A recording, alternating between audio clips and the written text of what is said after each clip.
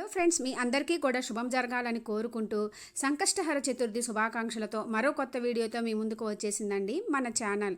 ఈరోజు మనం ఈ వీడియోలో శ్రీ క్రోధినామ సంవత్సరము శ్రావణ మాసం 2024వ సంవత్సరం ఆగస్టు నెలలో మనకి సంకటహర చతుర్థి ఎప్పుడు వస్తుంది, తిథి ఎప్పటి నుంచి ఎప్పటి వరకు ఉంటుంది, ఈ నెలలో కొలిచే నామం పేరు, పీఠం పేరు, విశిష్టత, చంద్రోదయ సమయము, నైవేద్యము, ఇంకా కొత్తగా మొదలు పెట్టుకునే వాళ్ళు ఈ నెలలో మొదలు పెట్టుకోవచ్చా లేదా ఎప్పుడు కదిలించాలి, ఇవన్నీ ఈ వీడియోలో చూద్దాము ఫ్రెండ్స్. మానవుడు అన్నాక కష్టాలు కానీ కోరికలు కానీ లేని మనిషే ఉండడు, తెలిసిందే కదండి. మనకున్న మొండి కష్టాలని కోరికలని మనకు అన్నింటా విజయం చేకూర్చడానికి పూజలైన ఆ గణనాథుని ప్రతి నెలా కూడా విశేషంగా పూజించుకునే వ్రతమే సంకటహర చతుర్థి లేదా సంకష్టహర చతుర్థి వ్రతంగా జరుపుకుంటాము. కోరికలు కానీ కష్టాలు కానీ ఉన్నవాళ్ళు ఈ సంకటహర చతుర్థి రోజు ఎన్ని నెలలు అనుకుంటున్నామో అన్ని నెలలు అనుకొని ఉదయం పూట ముడుపు కట్టి ఉపవాసం ఉండి సాయంత్రం వేళ పూజ చేసుకొని వ్రతకథ చదివి చంద్రోదయ సమయంలో చంద్రునికి ఆర్ఘ్యం ఇచ్చి ఉపవాసం విడుస్తారు.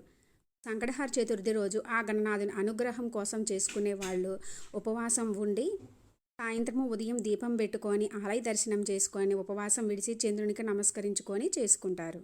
క్రోధినామ సంవత్సరం 2024వ సంవత్సరము శ్రావణ మాసం ఆగస్టు నెలలో మనకి 2వ తేదీ గురువారం రోజు సంకటహర చతుర్థి లేదా సంకష్టహర చతుర్థి వస్తుందండి. చవితి లేదా చతుర్థి తిథి మనకి 22వ తేదీ గురువారం ఆగస్టు నెలలో సాయంత్రం 5:58 నుండి 23వ తేదీ మధ్యాహ్నం 3:29 వరకు మనకి చవితి లేదా చతుర్థి తిథి ఉంటుందండి. మనకి సాయంత్రం చంద్రోదయ సమయంలో ఎప్పుడైతే మనకి చవితి లేదా చతుర్థి తిథి ఉంటుందో ఆ రోజు జరుపుకుంటాము కాబట్టి 22వ తేదీ గురువారం రోజు మనకి సంకటహర చతుర్థి వ్రతం జరుపుకుంటాము. అందరికీ చాలా డౌట్స్ వస్తూ ఉంటాయి. ఏంటంటే చవితి తిథి మనకి సాయంత్రం ఉంది కానీ ఉదయం ముడుపు గట్టి చేసుకోవచ్చా అని. సాయంత్రం చవితి తిథి ఉన్న ముడుపు అనేది ఉదయమే కట్టుకొని సాయంత్రం ముడుపు విప్పి అందులో బియ్యాన్ని నైవేద్యంగా చేసి మనము పూజ చేసుకుంటామండి. అదే లెక్క. ఉదయం ముడుపు కట్టుకోవాలి, సాయంత్రం ముడుపు విప్పి ప్రసాదం చేసుకుంటాము. కొందరైతే ఎన్ని నెలలు అనుకుంటారో అన్ని నెలలు అయిన తర్వాత ఆఖరి మాసంలో సాయంత్రం ముడుపు విప్పి నైవేద్యం చేసి పెడతారు. గణనాథుని సంకష్టహర చతుర్థి రోజు ప్రతి నెలా కూడా ఒక్కొక్క నామం పేరు, పీఠం పేరుతో కొలుస్తూ ఉంటాము. ఈ శ్రావణ మాసంలో స్వామివారిని కొలిచే పీఠం పేరు గణపతి పీఠము. ఈ శుభప్రదమైన శ్రావణ మాసంలో స్వామివారి పేరు మీద రావడం అనేది చాలా విశేషం. నెలలో స్వామివారిని కొలిచే నామం పేరు హేరంబ మహాగణపతిగా పూజిస్తాము. ఓం హేరంబ సంకష్టహర గణపతయే నమః. సంకటహర చతుర్థిగా జరుపుకుంటామండి.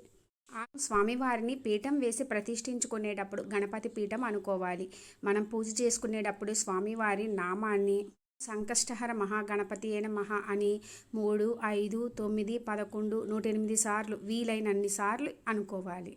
22 గురువారం రోజు రాత్రి చంద్రోదయ సమయము 9:04. ఇక ఈ నెలలో కొలిచే పీఠం పేరు గణపతి పీఠం. స్వామివారి పేరు మీద రావడం చాలా విశేషము.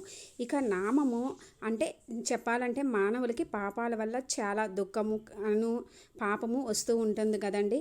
తెలిసో తెలియకో ఎన్నో పాపాలు చేస్తూ భరిస్తూ ఉంటారు. అయితే అటువంటి పాపాలను పోగొట్టుకోవడాన్ని, దుఃఖాన్ని పోగొట్టుకోవడానికి తగని సాధనంగా మనకి హేరంబ ఉపనిషత్తు కనిపిస్తూ ఉంటుంది.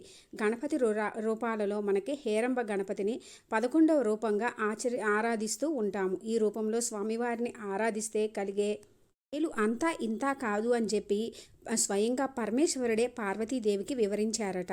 హేరంబ గణపతికి 10 చేతులు ఉంటాయి. కుడివైపు చేతిలో అభయ ముద్రను ఇస్తూ కత్తి, అక్షమాల, గొడ్డలి, మోదకం ధరించి ఎడమవైపు చేతులలో వరదహస్త ముద్రతో విరిగిన దంతము, అంకుశము, ముద్గరము, పాశం ధరించి సింహవాహనాన్ని ఎక్కి ఉంటారు హేరంబ గణపతి. స్వామివారికి 5 గజముఖాలుంటాయి. హేరంబ గణపతిని ధ్యానిస్తే సకల శుభాలు, విజయాలు చేకూరుతాయి. ప్రయాణాలలో వచ్చే ఆటంకాలు తొలగుతాయి. హేరంబ గణపతిని పూజిస్తే మనం తెలిసి కానీ తెలియక కానీ చేసిన పాపాలు నశించి మన కోరికలన్నీ కూడా నెరవేరుతాయి. శుభప్రదమైన శ్రావణ మాసంలో స్వామివారిని హేరంబ గణపతిగా పూజించడం, సంకటహర చతుర్థి వ్రతం చేసుకోవడము మనకి చాలా విశేషము. మనకి ఇలా శ్రావణంలో లక్ష్మీ గణపతిని పూజించడము విశేషమండి, మిస్ కాకండి. ఇంకా మనకి ఈ శ్రావణ మాసంలో తప్పకుండా ఎన్ని విగ్రహాలు, ఫోటోలు ఏమి ఉన్నా కూడా పసుపు గణపతిని చేసి పూజించాలండి. చాలా మంచిది.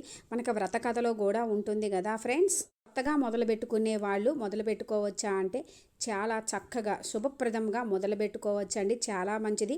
ఈ మాసంలో చేస్తే మనకి లక్ష్మీ గణపతి అనుగ్రహం కూడా కలుగుతుంది. లక్ష్మీ గణపతిని పూజించినట్లయితే మనకి అమ్మవారు, లక్ష్మీ అమ్మవారు మనకి తెలిసిందే కదండి.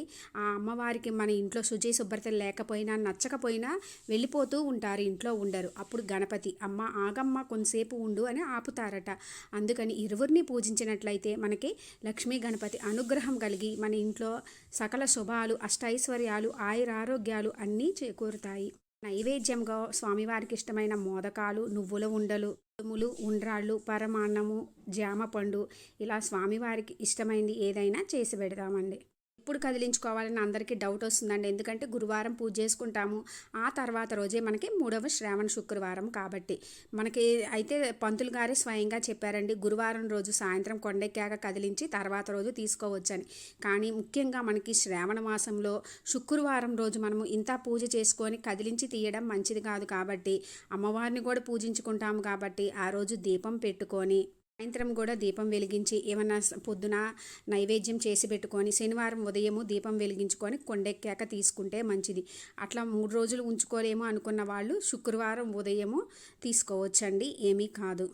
తెలిసింది కదా ఫ్రెండ్స్, మనకి శ్రావణ మాసంలో వస్తున్న సంకటహర చతుర్థి గురించి మీకు ఇంకా ఏమైనా డౌట్స్ ఉంటే కామెంట్ సెక్షన్లో అడగండి, రిప్లై ఇస్తాను. ఫ్రెండ్స్, నా ఈ వీడియో మీకు కొంచెమైనా యూజ్ అయినట్లు అనిపిస్తే లైక్ చేయండి, షేర్ చేయండి, కామెంట్ చేయండి, సబ్స్క్రైబ్ చేసుకోండి. పక్కనే ఉన్న బెల్ ఐకాన్ క్లిక్ చేసినట్లయితే నేను అప్లోడ్ చేసిన ప్రతి వీడియో మీకు నోటిఫికేషన్ వస్తుంది. ఫ్రెండ్స్, శుభప్రదమైన శ్రావణ మాసంలో సంకటహర చతుర్థి వ్రతం భక్తి శ్రద్ధలతో మనస్ఫూర్తిగా చేసుకొని ఆ లక్ష్మీ గణపతి అనుగ్రహం పొందాలని కోరుకుంటున్నాను. Friends, thanks for watching.